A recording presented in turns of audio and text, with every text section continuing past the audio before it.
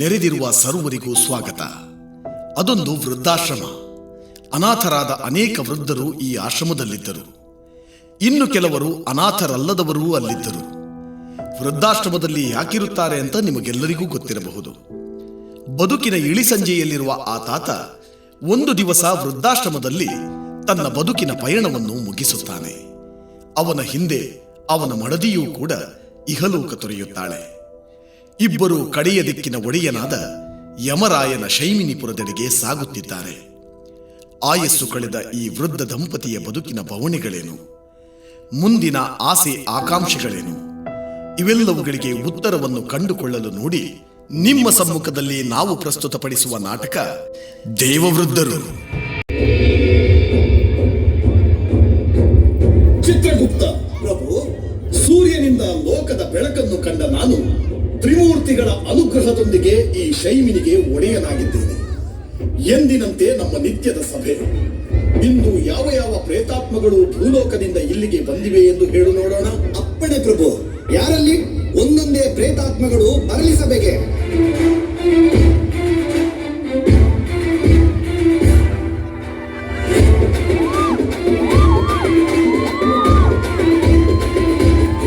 ಪ್ರಭು, ಇವನು ಮಂಗಳೂರಿನವನು. ಉದ್ಯೋಗಕ್ಕಾಗಿ ಬೆಂಗಳೂರಿನಲ್ಲಿ ಬಂದು ನೆಲೆಸಿದ. ನಾಟಕ ಸಿನಿಮಾಗಳಲ್ಲಿ ಅಭಿನಯಿಸುತ್ತಾ ಒಂದು ಪ್ರಸಿದ್ಧ ಕಲಾವಿದನಾದ. ತಾನು ಸಂಪಾದಿಸಿದ್ದನ್ನು ಬಡವರಿಗೆ ದಾನ ಮಾಡಿದ. ಆಯುಷ್ಯ ಮುಗಿದು ಸತ್ತು ಇಲ್ಲಿಗೆ ಬಂದಿದ್ದಾನೆ. ಕಲಾವಿದ ಅಂದ ಮೇಲೆ ಅವನಿಗೆ ಸ್ವರ್ಗವೇ ಪ್ರಾಪ್ತಿಯಾಗಬೇಕು. ಹಾಗಾಗಿ ಅವನು ಸ್ವರ್ಗಕ್ಕೆ ಹೋಗಲಿ. ಅಪ್ಪಣೆ ಪ್ರಭು.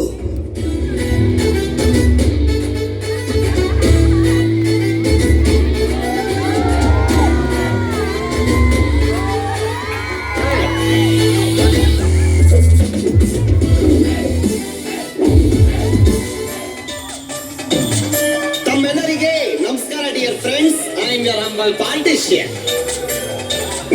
ಪ್ರಭು, ಇವನೊಬ್ಬ ರಾಜಕಾರಣಿ. ಜನರಿಗೆ ಆಸೆ ತೋರಿಸಿ ಓಟು ಪಡೆದ. ರಾಜಕಾರಣಿ ಆದ ಮೇಲೆ ಯಾವುದೇ ಜನಸೇವೆಯನ್ನು ಮಾಡಲೇ ಇಲ್ಲ. ಮನೆಯಲ್ಲಿ ಕುಳಿತು ತಿಂದು ಮಲಗಿದ. ಹೊಟ್ಟೆ ದೊಡ್ಡದಾಯಿತು, ಬಿಪಿ ಶುಗರ್ ಹೆಚ್ಚಾಯಿತು, ರೋಗಗಳು ಬಂತು. ಈಗ ಬಹು ಅಂಗಗಳು ವೈಫಲ್ಯಗೊಂಡು ಸತ್ತು ಇಲ್ಲಿಗೆ ಬಂದಿದ್ದಾನೆ. ಒಬ್ಬ ದುಷ್ಟ ರಾಜಕಾರಣಿಗೆ ಇಷ್ಟು ಶಿಕ್ಷೆ ಸಾಕಾಗೋದಿಲ್ಲ. ಇದಕ್ಕಿಂತಲೂ ಹೆಚ್ಚು ಶಿಕ್ಷೆಯಾಗಬೇಕು. ಇವನನ್ನು ನರಕಕ್ಕೆ ಕಳಿಸಿ ಕುದಿಯುತ್ತಿರುವ ಸನ್ಫ್ಲವರ್ ರಿಫೈನ್ಡ್ ಆಯಿಲ್ ನಲ್ಲಿ ಇವನನ್ನು ಕರಿಯಿರಿ. ಅಪ್ಪಣೆ ಪ್ರಭು.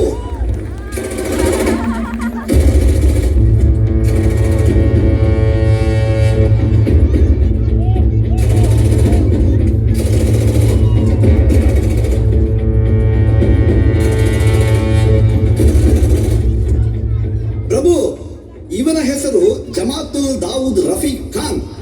ಇವನು ಪಾಕಿಸ್ತಾನದವನು. ಭಾರತ ಭೂಮಿಗೆ ಬಂದು ಅನೇಕ ಜನರನ್ನ ಬಾಂಬ್ ಬಿಟ್ಟು ಸಾಯಿಸಿದ್ದಾನೆ. ಕಾಶ್ಮೀರದ ಪ್ರವಾಸಿ ತಾಣದಲ್ಲಿ ಅನೇಕ ಪ್ರವಾಸಿಗರನ್ನು ಗುಂಡಿಕ್ಕಿ ಕೊಂದಿದ್ದಾನೆ. ಇಂದು ಇವನು ಭಾರತದ ಸೈನಿಕರ ದಾಳಿಗೆ ಗುಂಡಿಗೆ ಬಲಿಯಾಗಿ ಸತ್ತು ಇಲ್ಲಿಗೆ ಬಂದಿದ್ದಾನೆ. ಇವನನ್ನೇನು ಮಾಡಬೇಕು? ಇಂತಹ ದ್ರೋಹಿಗೆ ಎಷ್ಟು ಶಿಕ್ಷೆ ಕೊಟ್ಟರೂ ಸಾಲದು. ಇವನು ಮಾಡಿದ ತಪ್ಪಿಗೆ ಇವನ ಆಯುಷ್ಯಕ್ಕಿಂತ ಮೊದಲೇ ಸತ್ತಿದ್ದಾನೆ. ಇವನ ಉಳಿದ ಆಯಸ್ಸನ್ನು ಇವನನ್ನು ಕೊಂದ ಭಾರತದ ಸೈನಿಕರಿಗೆ ನೀಡು. ಇವನು ನಮ್ಮ ನರಕದಲ್ಲಿಯೂ ಇರುವ ಅರ್ಹತೆಯನ್ನು ಹೊಂದಿಲ್ಲ. ಹಾಗಾಗಿ ಯಮಲೋಕದ ಹೊರಗಡೆ ಬೀದಿ ಬೀದಿಯಲ್ಲಿ ಎತ್ತರದ ಕಂಬಕ್ಕೆ ಈತನ ಚರ್ಮವನ್ನು ಕಬ್ಬಿಣದ ಸಲಾಕೆಗಳಿಂದ ಚುಚ್ಚಿ ನೇತಾಡಿಸು. ಇವನನ್ನು ನೋಡಿ ಎಲ್ಲರೂ ಕಲಿಯಲಿ. ಭಾರತದಂತಹ ಪುಣ್ಯ ಭೂಮಿಗೆ ಇನ್ನು ಮುಂದೆ ಯಾರೇ ಬಾಂಬ್ ಇಡುವ ಮೊದಲು ಯೋಚಿಸುವಂತಾಗಲಿ. ಅಪ್ಪಣೆ ಪ್ರಭು.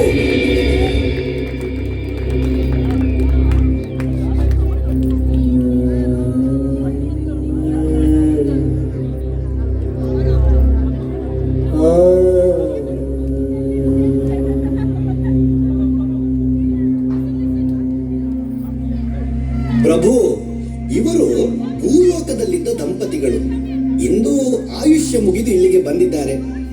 ತಮ್ಮ ಜೀವಿತದ ಅವಧಿಯಲ್ಲಿ ಬದುಕಿನ ಧರ್ಮದಂತೆ ಎಲ್ಲವನ್ನೂ ಮಾಡಿದ್ದಾರೆ. ಹಾಗೆ ಬದುಕಿದ್ದಾರೆ.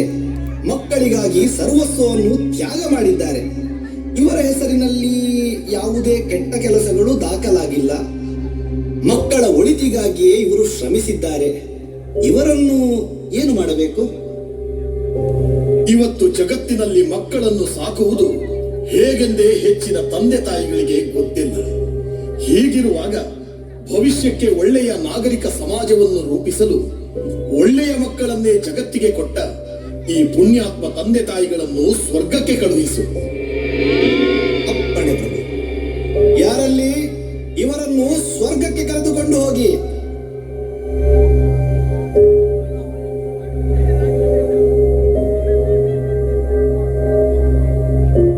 ಅಮ್ಮ, ಅಯ್ಯ, ಎಲ್ಲರೂ ಸ್ವರ್ಗ ಎಂದಾಕ್ಷಣ ಬಹಳ ಸಂಭ್ರಮದಿಂದಲೇ ಹೋಗುತ್ತಾರೆ. ನಿಮಗೆ ಅರ್ಹವಾಗಿಯೇ ಸ್ವರ್ಗ ಪ್ರಾಪ್ತಿಯಾದರೂ ನೀವೇಕೆ ಸ್ವರ್ಗವನ್ನು ಪ್ರವೇಶಿಸುವುದಕ್ಕೆ ಹಿಂದೆ ಮುಂದೆ ಯೋಚಿಸುತ್ತಿದ್ದೀರಿ? ಏನಾಯಿತು? ನಾವೇನೋ ನಮ್ಮ ಬದುಕಿನಲ್ಲಿ ಬೇಕಾದದ್ದನ್ನ ಮಾಡಿದ್ದೇವೆ, ಆಯುಷ್ಯ ಮುಗಿದೇ ಇಲ್ಲಿಗೆ ಬಂದಿದ್ದೇವೆ. ಆದರೆ ನಮಗೆ ಇನ್ನೂ ಚಿಂತೆ ಕಾಡುತ್ತಿದೆ. ಚಿಂತೆ? ಏನು ಚಿಂತೆ? ಬದುಕಿನಲ್ಲಿ ಇದುವರೆಗೂ ನಡೆದದ್ದನ್ನು ಮರೆಯಲಾಗುತ್ತಿಲ್ಲ. ಮುಂದೇನಾಗುತ್ತದೆಯೋ ಎಂಬ ಆತಂಕ. ಅಯ್ಯ, ನಿಮಗೆ ಏನು ಹೇಳಬೇಕು ಅದನ್ನು ಸ್ಪಷ್ಟವಾಗಿ ಹೇಳಿ. ಹೀಗೆ ಮನಸ್ಸಿನೊಳಗಡೆ ಇಟ್ಟುಕೊಂಡರೆ ನಮಗೆ ಯಾರಿಗೂ ಅರ್ಥವೇ ಆಗುವುದಿಲ್ಲ.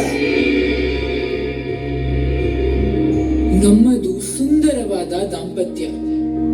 ಗುರು ಹಿರಿಯರಿದ್ದು ನಿಶ್ಚಯವಾದ ನಮ್ಮ ಮದುವೆಯ ಬಳಿಕ ನಮ್ಮ ಮನೆಯನ್ನು ಬೆಳಗಿದವರು ನಮ್ಮ ಇಬ್ಬರು ಮಕ್ಕಳು, ಒಬ್ಬ ಮಗ, ಇನ್ನೊಬ್ಳು ಮಗಳು.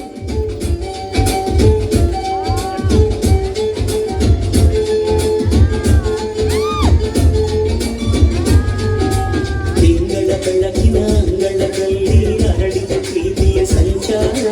ದೇವರೇ ಬಂದರು ನಾಚಲೇಬೇಕು, ಸ್ವರ್ಗವೇ ನಮ್ಮ ಸಂಸಾರ.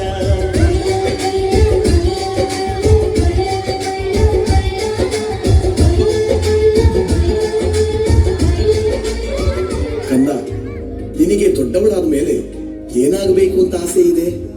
ಅಪ್ಪ, ನಾನು ದೊಡ್ಡವಳಾದ್ಮೇಲೆ ಡಾಕ್ಟರ್ ಆಗ್ತೀನಿ. ಅಪ್ಪ, ನಾನು ಬಿಸ್ನೆಸ್ ಮ್ಯಾನ್ ಆಗ್ತೀನಿ. ಆಯ್ತು ಮಕ್ಕಳೇ, ನಿಮಗೇನಾಗಬೇಕೋ ಅದೇ ಆಗಿ. ಎಷ್ಟೇ ಖರ್ಚಾದರೂ ನಾನು ಓದಿಸ್ತೀನಿ. ಆದ್ರೆ ನೀವು ಮಾತ್ರ ಚೆನ್ನಾಗಿ ಕಲಿಬೇಕು.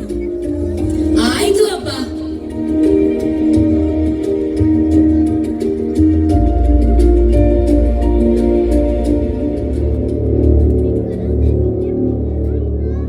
ಅಪ್ಪ, ನಾನು ನಿಮ್ಮಲ್ಲೊಂದು ವಿಷಯ ಹೇಳಬೇಕಿತ್ತು. ನಾನೊಂದು ಹುಡುಗಿನ ಪ್ರೀತಿಸ್ತಿದ್ದೀನಿ. ನೀವು ಹೂ ಅಂದ್ರು ಅನ್ನದಿದ್ರು ನಾನು ಅವಳನ್ನೇ ಮದುವೆ ಆಗ್ಬೇಕು. ಅವಳನ್ನು ಬಿಟ್ಟಿರೋದಕ್ಕೆ ನನ್ಗೆ ಆಗಲ್ಲ. ಇಲ್ಲ ಮಗ, ನಿನಗೆ ಯಾರು ಬೇಕೋ ಅವರನ್ನೇ ಮದುವೆ ಆಗು. ನನಗೆ ಯಾವ ಆಕ್ಷೇಪವೂ ಇಲ್ಲ. ನೀನು ಅನ್ಕೊಂಡ ಹಾಗೆ ಇವತ್ತು ಬಿಸ್ನೆಸ್ ಮ್ಯಾನ್ ಆಗಿದ್ದೀಯ. ನೀನು ನೋಡಿರೋ ಹುಡುಗಿನೇ ಮದುವೆಯಾಗಿ ನೀನು ಸಂತೋಷದಿಂದ ಇರ್ತಿ ಅನ್ನುವಾಗ ನಾವ್ಯಾಕೆ ಅಡ್ಡಿಪಡಿಸಬೇಕು? ಥ್ಯಾಂಕ್ಸ್ ಅಪ್ಪ. ಅಮ್ಮ, ನಾನೊಬ್ಬ ಡಾಕ್ಟರ್ನ ತುಂಬಾ ಸಮಯದಿಂದ ಪ್ರೀತಿಸ್ತಾ ಇದ್ದೀನಿ. ಅವನು ನಮ್ಮ ಧರ್ಮದವನಲ್ಲ, ಹಾಗಂತ ಅವನನ್ನ ಬಿಟ್ಟು ಇರೋಕೆ ನನಗೂ ಆಗಲ್ಲ.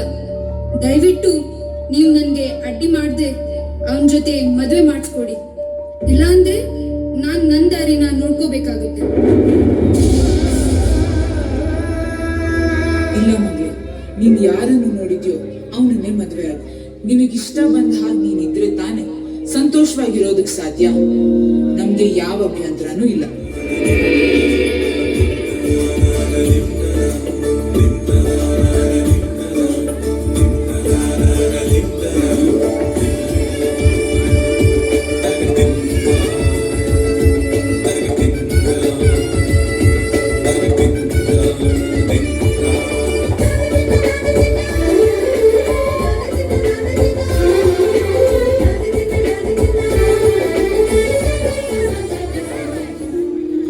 ನನಗೆ ಇವತ್ತು ಸಮಾಧಾನ ಆಯಿತು.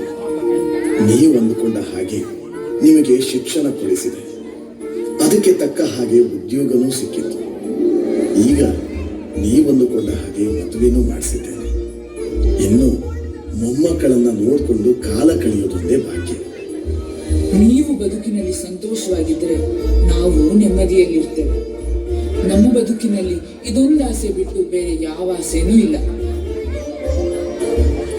ಆ ಬಗ್ಗೆ ನೀವೇನು ಚಿಂತೆ ಮಾಡಬೇಡಿ ಮಾವ, ನಿಮ್ಮನ್ನು ನಾವು ಚೆನ್ನಾಗಿ ನೋಡಿಕೊಳ್ತೇವೆ. ಇನ್ನು ಮನೆ ಕೆಲಸ ಎಲ್ಲ ಅತ್ತೆ ಮಾಡೋದೇ ಬೇಡ, ಎಲ್ಲ ನಾನೇ ಮಾಡ್ತೀನಿ. ಆದ್ರೆ ನಂಗೊಂದು ಆಸೆ ಇದೆ. ನೀವ್ 4 ಜನನು ಎಲ್ಗೂ ಹೋಗ್ಬಾರ್ದು. ಇದೇ ಮನೆಯಲ್ಲಿ ಇಲ್ಲೇ ಇರ್ಬೇಕು. ನಾವೆಲ್ಲರೂ ಜೊತೆಯಾಗಿ ಇಲ್ಲೇ ಬದುಕ್ಬೇಕು, ಇಲ್ಲೇ ಕಾಲ ಕಳಿಬೇಕು. ಅದೊಂದೇ ನನ್ಗಿರೋ ಆಸೆ. ಅದನ್ನ ನನ್ನ ಮಗನಾಗ್ಲಿ ಮಗಳಾಗ್ಲಿ ಖಂಡಿತ ಇಲ್ಲ ಅನ್ನೋಲ್ಲ. ಏನಂತೀರಾ? ಮಗಳು ಯಾಕೆ? ನಾನು ಏನು ಅನ್ನಲ್ಲ, ನಾವು ಇಲ್ಲೇ ಇಡ್ತೀವಿ.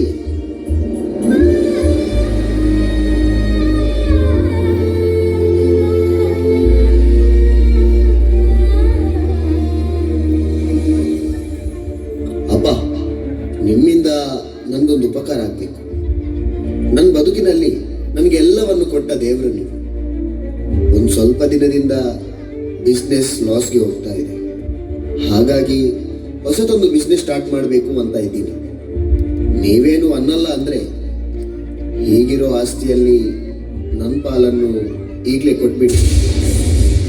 ನಾನೊಂದು ಹೊಸ ಬಿಸ್ನೆಸ್ ಸ್ಟಾರ್ಟ್ ಮಾಡ್ತೀನಿ. ಹೇಗೂ ನಾವು ಜೊತೆಯಾಗಿ ಇರ್ತೀವಿ, ಅದರಲ್ಲಿ ಏನು ಸಂಶಯ ಇಲ್ಲ. ಆದರೆ ಬಿಸ್ನೆಸ್ಗೋಸ್ಕರ ಪ್ರಾಪರ್ಟಿನ ಯೂಸ್ ಮಾಡ್ತಿದ್ದೀನಿ ಅಂತ ಅಷ್ಟೇ.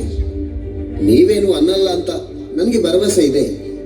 ಅಪ್ಪ ಪ್ಲೀಸ್ ಯೋಚನೆ ಮಾಡಿ ನಿರ್ಧಾರ ಮಾಡಿ.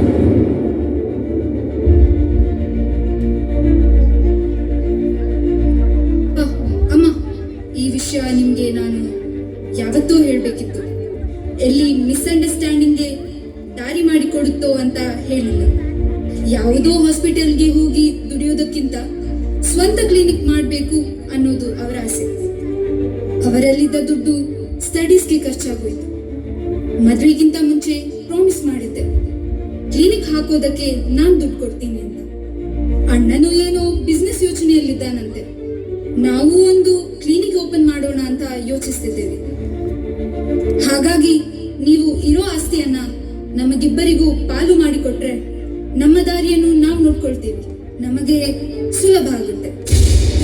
ನಿಮ್ಮನ್ನು ಹೇಗೋ ನಾವು ನೋಡ್ತೀವಿ, ಆದ್ರೆ ನಮ್ ದಾರಿ ನಾವೇ ನೋಡ್ಬೇಕಲ್ಲ. ಪ್ಲೀಸ್ ಅಪ್ಪ, ಮಕ್ಕಳ ಸಂತೋಷ ನಿಮಗೆ ಮುಖ್ಯ ಅಂತ ನಂಗೆ ಗೊತ್ತು. Hello, lawyer Vishwanath. ನಾನು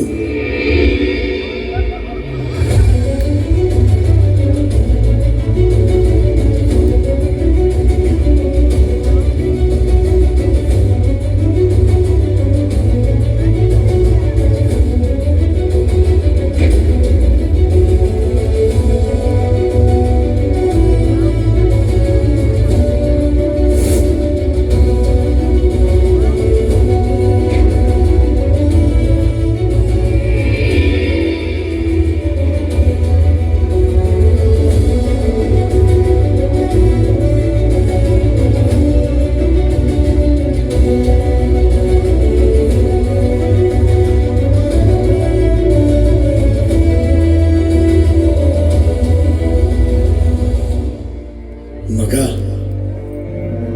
ಅಪ್ಪ, ನಾನು ಸ್ವಲ್ಪ ಬ್ಯುಸಿ ಇದ್ದೇನೆ. ಆಫೀಸ್ಗೆ ರೀಚ್ ಆಗಿ ಫ್ರೀ ಆದ್ರೆ ಆಮೇಲೆ ಕಾಲ್ ಮಾಡ್ತೀನಿ. ಏನಿದ್ರು ಆಮೇಲೆ ಮಾತಾಡೋಣ.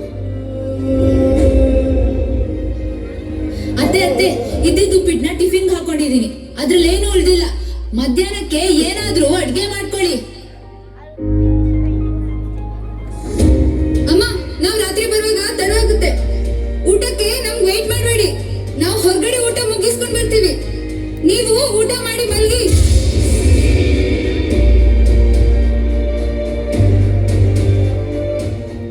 ನೋಡು, ತಂದೆ ತಾಯಿ ನನಗ್ ಮಾತ್ರ ಅಲ್ಲ, ನಿಂಗೂ ಕೂಡ. ನಾನೊಬ್ನೇ ಇಬ್ಬರ ಜವಾಬ್ದಾರಿ ತಗೊಳ್ಳೋದು ಕಷ್ಟ ಆಗುತ್ತೆ. ಹಾಗಂತ ನನ್ಗೂ ಇಬ್ಬರ ಜವಾಬ್ದಾರಿ ತಗೊಳಕ್ಕೆ ಆಗಲ್ಲ. ಯಾರಾದ್ರೂ ಒಬ್ರು ನೋಡ್ಲೇಬೇಕು. ಅದನ್ನೇ ನಾ ಹೇಳ್ತಾ ಇರೋದು. ಇಬ್ರನ್ನು ನೀನ್ ನೋಡು, ಅವ್ರ ಖರ್ಚಿದ್ದು ನಾನು ಪಲ್ಲಾನ್ ಕೊಡ್ತೇನೆ. ನಾನು ಹಾಸ್ಪಿಟಲ್ ಕ್ಲಿನಿಕ್ ಅಂತ ತುಂಬಾ ಬ್ಯುಸಿ ಆಗಿರ್ತೇನೆ. ನನ್ಗೆ ಅಪ್ಪ ಅಮ್ಮನ ನೋಡೋದು ಕಷ್ಟ ಆಗುತ್ತೆ. ಕೆಲ್ಸದವ್ರನ್ನ ಇಟ್ಕೊಂಡು ನಾನ್ ನೋಡೋದು ಒಂದೇ, ನೀನ್ ನೋಡೋದೊಂದೇ. ಅದಕ್ಕೆ ನಾನು ನೀನ್ ನೋಡು ಅಂತ ಹೇಳ್ತಿದ್ದೀನಿ. ಬಾವ, ಮುಂದುವರಿದ್ರೆ ನನ್ನ ಪ್ರಾಬ್ಲಮ್ಗೆ ಸೊಲ್ಯೂಷನ್ ಸಿಗಲ್ಲ. ನಾನೊಂದು ಐಡಿಯಾ ಕೊಡ್ತೀನಿ. ಅತ್ತೆನ ನಾವು ಕರ್ಕೊಂಡು ಹೋಗ್ತೀವಿ, ಮಾವನನ್ನು ನೀವು ಕರ್ಕೊಂಡು ಹೋಗಿ, ಅಲ್ಲಿಗೆ ಪ್ರಾಬ್ಲಮ್ ಸಾಲ್ವ್ ಆಯ್ತಲ್ಲ. ಒಬ್ಬರ ಜವಾಬ್ದಾರಿ ನಾವು ತಗೊಂಡ್ರೆ ಇನ್ನೊಬ್ಬರ ಜವಾಬ್ದಾರಿ ನೀವು ತಗೊಳ್ತೀರಿ. ಆಮೇಲೆ ಪಾಲ್ಗೀಲ್ ಅಂತ ಸಮಸ್ಯೆನೇ ಇಲ್ಲ. ಹಾ, ಅವ್ರು ಹೇಳೋದು ಸರಿ ಅನ್ಸುತ್ತೆ. ಹಾಗೆ ಮಾಡ್ಬಿಡೋಣ.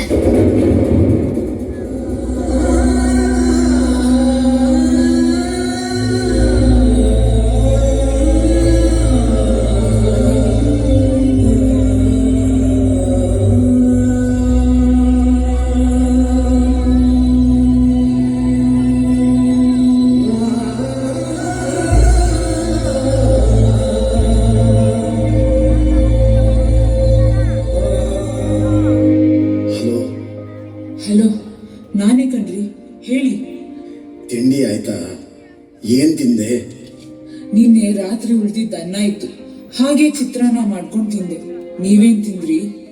ಅದೇನೋ ಪಾಸ್ತಾ ಅಂತೆ, ನನಗದನ್ನ ತಿನ್ನಕ್ಕಾಗಿಲ್ಲ, ಹಾಗೆ ಏನೂ ತಿಂದಿಲ್ಲ. ಹೇಗಿದ್ದೀರಾ? ಹೇಗೋ ಇದ್ದೇನೆ.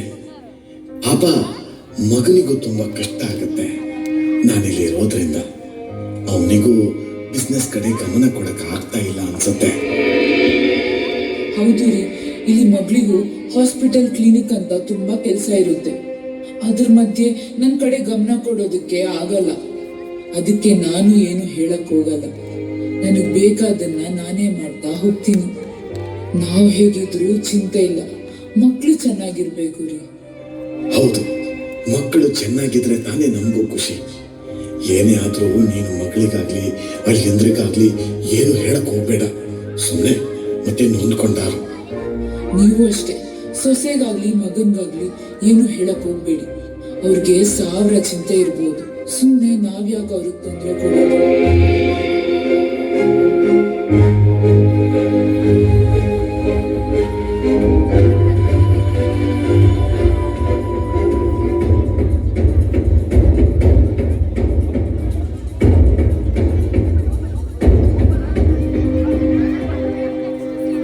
ದಿನನಿತ್ಯ ನಾವು ಮಾತಾಡೋದನ್ನು ನೋಡಿದ ನಮ್ಮ ಮಕ್ಕಳು ಒಂದು ನಿರ್ಧಾರಕ್ಕೆ ಬಂದ್ಬಿಟ್ರು.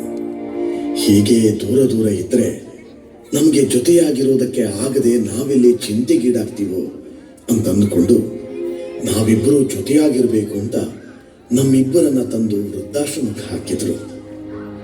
ನಾವಿಬ್ರು ಆಶ್ರಮದಲ್ಲಿ ದಿನ ಕಳೀತಿದ್ವಿ. ಮನೇಲಿ ಇರ್ಬೇಕಾದ್ರೆ ನಮ್ಮ ಮಕ್ಕಳು ಹೇಗೆ ಇರ್ತಿದ್ರು ಅಂತ ಒಬ್ರಿಗೊಬ್ರು ಹೇಳ್ಕೊಂಡು ಸ್ವಲ್ಪನಾದ್ರೂ ನೆಮ್ಮದಿ ಪಡ್ಕೊಂತಿದ್ವಿ. ಆಶ್ರಮ ಸೇರಿದ ಮೇಲೆ ನಮ್ಮ ಮಕ್ಕಳನ್ನ ನಮಗೆ ನೋಡಕ್ ಆಗ್ಲಿಲ್ಲ, ಮಾತಾಡಕ್ಕೂ ಸಿಗ್ಲಿಲ್ಲ. ಅಂದಿನಿಂದ ಚಿಂತೆ ಕಾಡ್ತಾ ಇದೆ, ಮಕ್ಕಳು ಹೇಗಿದ್ದಾರೆ ಅಂತ. ಏನ್ ಮಾಡ್ತಿದ್ದಾರೋ, ಮೊಮ್ಮಕ್ಳಿದ್ದಾರೋ. ಈ ಚಿಂತೆಯಿಂದಲೇ ದಿನ ದೊಡ್ತಾ ಇದ್ವಿ.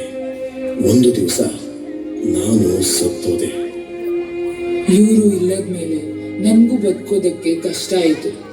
ಇವ್ರದೇ ಚಿಂತೆಯಲ್ಲಿ ದಿನ ಕಳೀತಾ ಕಳೀತಾ ನಾನು ಒಂದ್ ದಿವಸ ಸತ್ತೋದೆ. ಇವತ್ತು ಭೂಮಿ ಬಿಟ್ಟು ಇಲ್ಲಿಗೆ ಬಂದ್ರು ಮಕ್ಕಳದೇ ನೆನಪಾಗ್ತಾ ಇದೆ.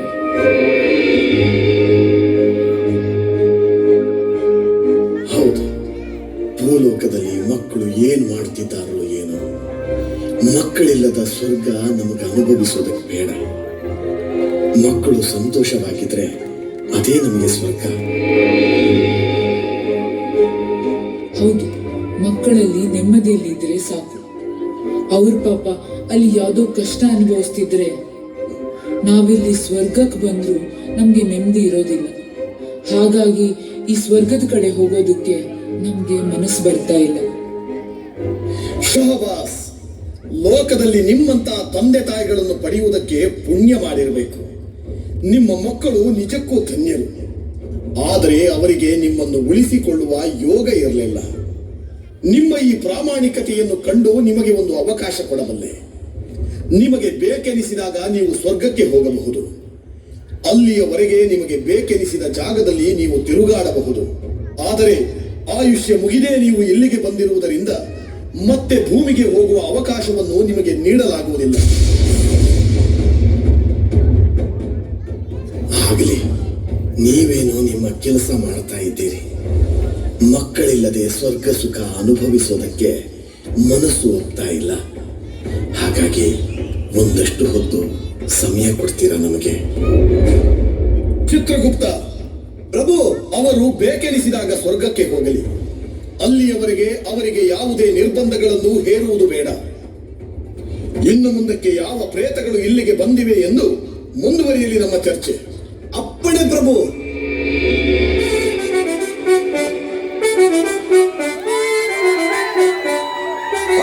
ಬಾರೆ.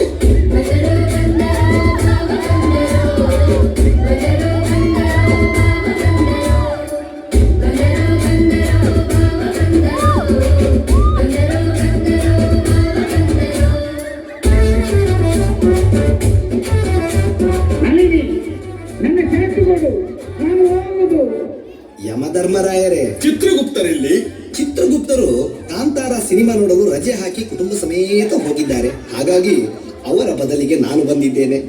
ನಿಮ್ಮ ಹೆಸರು? ನನ್ನ ಹೆಸರು ವಿಚಿತ್ರಗುಪ್ತ. ಭಲೆ ಭಲೆ, ಮುಂದುವರಿಯಲಿ. ಇವನು ಭೂಲೋಕದಲ್ಲಿ ಭಾವ ಎಂದೇ ಹೆಚ್ಚು ಪ್ರಸಿದ್ಧಿ ಪಡೆದಿದ್ದಾನೆ. ಭೂಲೋಕದಲ್ಲಿ ಯಾರದೇ ಮದುವೆ ಇರಲಿ, ಮದುವೆಗೆ ಬರದೆ ರಾತ್ರಿ ಹೊತ್ತು ಗುಂಡು ಪಾರ್ಟಿಗೆ ಬಂದು ಕುಡಿದು ಇಡೀ ಫಂಕ್ಷನ್ ಅನ್ನೇ ಹಾಳು ಮಾಡಿದ್ದಾನೆ.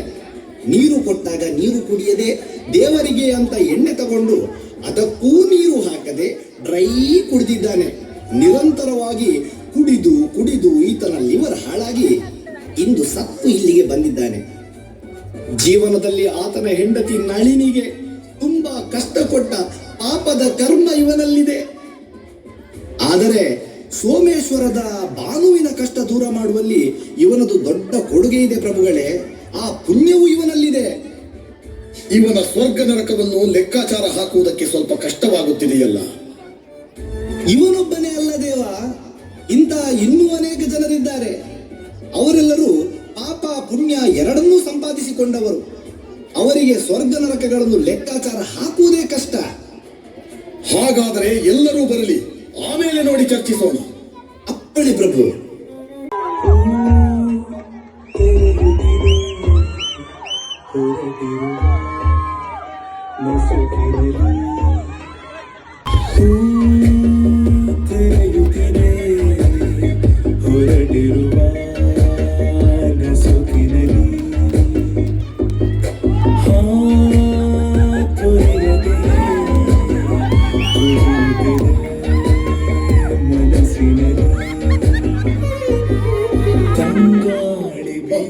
ನೀವು ಸಹ ಬಂದಿದ್ದೀರಾ? ನಾನು ಅವತ್ತು ಹೇಳಿದ್ದಲ್ಲ, ಭಾನುವರಿಗೆ ಮನಸ್ಸಿದ್ರೆ ನಾನು ಮದುವೆ ಆಗ್ತೇನೆ ಅಂತ. ನಾವು ಸ್ವಲ್ಪ ಪೂರ ಸಪುರ ಅಂತ ಹೇಳುದು ಬಿಟ್ಟು ರಾಯ ಅಂದಾಜು ಇಬ್ಬರದ್ದು ಸಹ ಒಂದೇ ಇವ್ರೆ. ಸಾಯುವಾಗ ಇಬ್ಬರು ಸಹ ಒಟ್ಟಿಗೆ ಸತ್ತದ್ದು. ಸ್ಕೂಟರ್ ಮಳೆಗಾಲದಲ್ಲಿ ರಸ್ತೆ ಗುಂಡಿಗೆ ಬಿದ್ದು ಇಬ್ಬರು ಸಹ ಡಬಲ್. ಈಗ ನೋಡಿ, ಈ ಸ್ಕೂಟರ್ ಸಹ ಡೈರೆಕ್ಟ್ ನಮ್ಮ ಜೊತೆ ಸತ್ತು ಇಲ್ಲಿಗೆ ಬಂದಿದೆ. ಪ್ರಭು, ಇವನ ಹೆಸರು ರವಿಯಣ್ಣ. ಊರಿನಲ್ಲಿ ಎಲ್ಲರಿಗೂ ಬೇಕಾದ ವ್ಯಕ್ತಿ. ಯಾವುದೇ ಸಮಸ್ಯೆಗಳಿದ್ದರೂ ಮುಂದೆ ನಿಂತು ಎಲ್ಲವನ್ನು ಪರಿಹರಿಸುವವನು. ಆದರೆ ಈತ ಸೋಮೇಶ್ವರದ ಭಾನು ಎನ್ನುವ ಹುಡುಗಿಯನ್ನು ನೋಡಲು ಹೋದಾಗ ತಾನು ದಪ್ಪಗಿರುವುದನ್ನು ಹೇಳದೆ ಹುಡುಗಿ ದಪ್ಪ ಅಂತ ಹೇಳಿ ಅಪಪ್ರಚಾರ ಮಾಡಿ ಅವಳ ಪ್ರಪೋಸಲ್ ಅನ್ನು ರಿಜೆಕ್ಟ್ ಮಾಡಿದ್ದಾನೆ. ಈ ಕಾರಣದಿಂದ ಅವನೇ ಮದುವೆ ಆದರೂ ಅವಳಿಗೆ ಮದುವೆ ತಡವಾಗಿದೆ.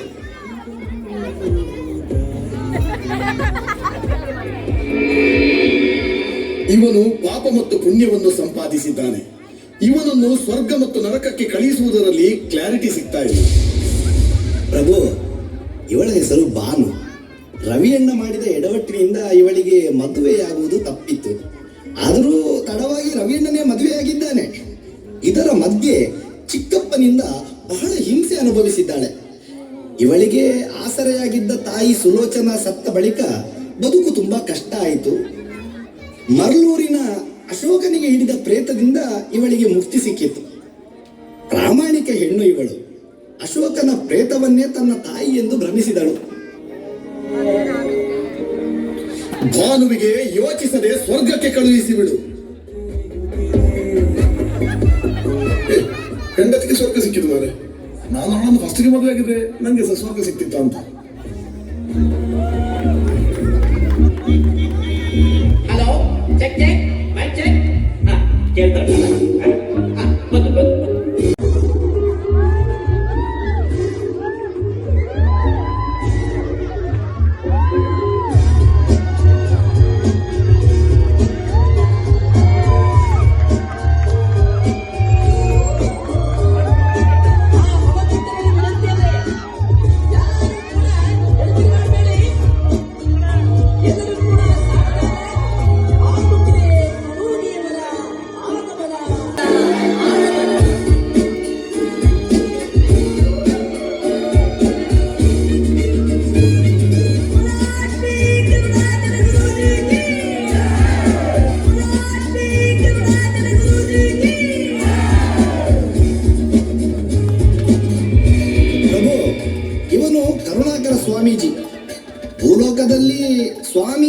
ಹೇಳಿಕೊಂಡು ದುಡ್ಡು ಮಾಡುತ್ತಿದ್ದ. ಎಲ್ಲರನ್ನೂ ಮೋಸ ಮಾಡಿ ಇವನು ಆಸ್ತಿ ಸಂಪಾದಿಸಿಕೊಂಡಿದ್ದಾನೆ. ಆದರೆ ಈತ ಮಾಡಿರುವ ಒಂದೇ ಒಂದು ಪುಣ್ಯದ ಕೆಲಸ ಅಂದರೆ ಸೋಮೇಶ್ವರದ ಸುಲೋಚನನ ಮಗಳು ಭಾನುವಿಗೆ ಕಷ್ಟ ಕೊಡುತ್ತಿದ್ದ ಆತನ ಚಿಕ್ಕಪ್ಪನಿಂದ ಮುಕ್ತಿ ಸಿಗುವುದಕ್ಕೆ ಮತ್ತು ರವಿಯಣ್ಣನ ಜೊತೆ ಮತ್ತೆ ಮದುವೆಯಾಗುವುದಕ್ಕೆ ಇವನು ಕಾರಣನಾಗಿದ್ದಾನೆ. ಹಾಗಾಗಿ ಇವನಲ್ಲಿ ಪಾಪದ ಪುಣ್ಯದ ಎರಡೂ ಕೆಲಸಗಳಿವೆ. ಬೇಕು ಅಂತ ಬಂದದಲ್ಲ, ದಾರಿ ತಪ್ಪಿ ಬಂದ. ಹೋಗ್ಲಿಕ್ಕೆ ಮನಸ್ಸುಂಟು, ನೀವು ದಾರಿ ಮಾಡಿಕೊಡ್ಬೇಕು. ಎಷ್ಟೋ ಕಾಲಗಳು ಕಳೆದು ಹೋಯಿತು, ಎಷ್ಟೋ ಪ್ರೇತಗಳು ಇಲ್ಲಿಗೆ ಬಂದವು. ಆದರೆ ನೀವು ಇನ್ನೂ ಸ್ವರ್ಗಕ್ಕೆ ಹೋಗುವ ಬಗ್ಗೆ ಯೋಚನೆ ಮಾಡುತ್ತಿಲ್ಲವಲ್ಲ. ಭೂಲೋಕದಲ್ಲಿ ಸೂ ಫ್ರಮ್ ಸೋ ಕತೆ 100ಕ್ಕೂ ಹೆಚ್ಚು ಕೋಟಿ ಗಳಿಸಿತು. ಅಲ್ಲಿನ ಪಾತ್ರಗಳೆಲ್ಲವೂ ಕೂಡ ಆಯುಷ್ಯ ಮುಗಿದು ಸತ್ತು ಯಮಲೋಕಕ್ಕೆ ಬಂದಿವೆ. ಆದರೆ ನೀವಿನ್ನೂ ಏನೆಂದು ನಿರ್ಧರಿಸಿಲ್ಲ. ಕಾಲ ಸರಿದು ಹೋಗುತ್ತಿದೆ. ದಯವಿಟ್ಟು ಇನ್ನಾದರೂ ಯೋಚನೆ ಮಾಡಿ.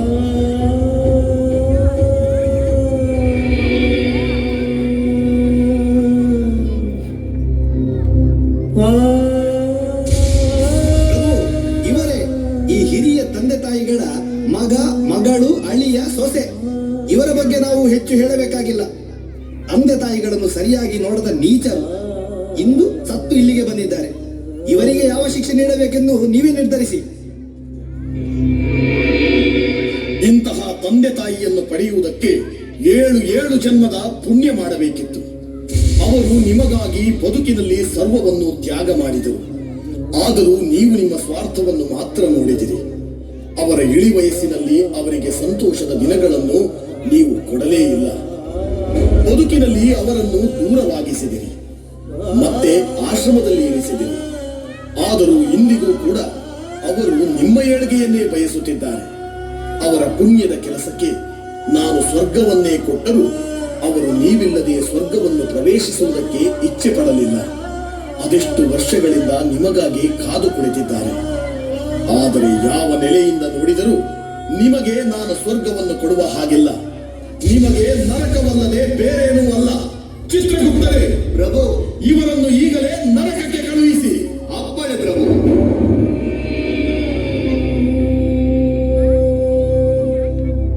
ದಯವಿಟ್ಟು ಕ್ಷಮಿಸಿ. ನಿಮ್ಮ ಮಕ್ಕಳಿಗೆ ಸ್ವರ್ಗ ಕೊಡಬಹುದಾದ ಯಾವ ಅರ್ಹತೆಯೂ ಅವರಲ್ಲಿಲ್ಲ.